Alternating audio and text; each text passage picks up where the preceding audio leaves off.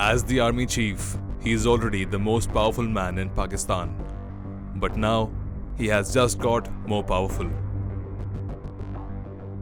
General Asim Munir, who took charge in November 2022, would have retired next year, but he will serve until 2027, thanks to a new bill that was rushed through Parliament. According to the amendment bill to the Army Act 1952 that has been passed by both houses, the tenure of the three service chiefs has been raised from 3 to 5 years. The retirement age bar of 64 years for General, Admiral and Air Chief Marshal won't apply to the service chiefs, and the chiefs can be reappointed or their tenures extended by another 5 years compared to 3 years now. The government argues if it can have a 5-year tenure, why can't the three service chiefs? Also, this move will bring in stability and continuity of policy within the armed forces. Another key piece of legislation passed on Monday was to double the number of judges in the Supreme Court from 17 to a maximum of 34.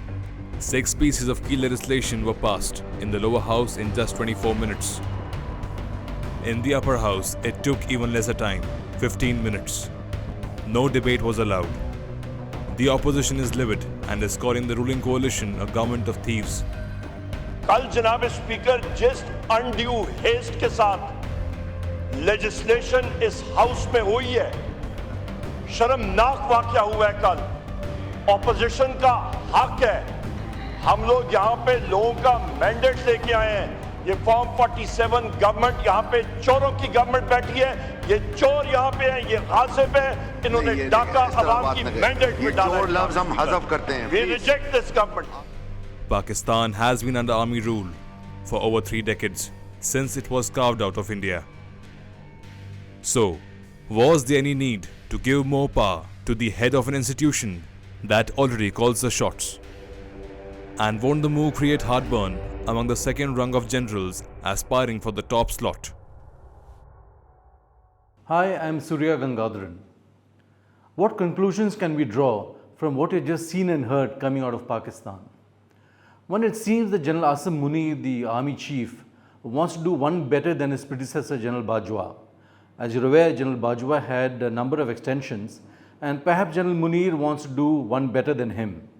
So he's given himself 3 years and maybe more after that, who knows. It also proves the point that the army, far from being a professional force, is more like a bunch of mafia in uniform. So that's one point. Second, what happens to all those generals below Munir, some of whom may have ambitions to graduate to the chief status? They could obviously lose out because of age. At some point they'll have to retire while Munir carries on. So will their institutional loyalties tie them to the army and see them into retirement? Or will they look for some kind of shortcut, perhaps to engineer Munir's removal? We don't know, but it's an interesting point. And let's not forget that we have a former Prime Minister in the form of Imran Khan still in jail. And there is a fair amount of institutional support for Imran Khan.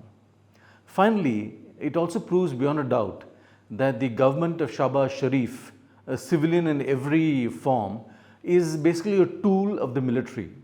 The manner in which it went about extending the tenures of the three service chiefs proves beyond a shadow of a doubt that they are only a tool to be used by the army and thrown away as they see fit. I am Surya Gangadharan for Stat News Global.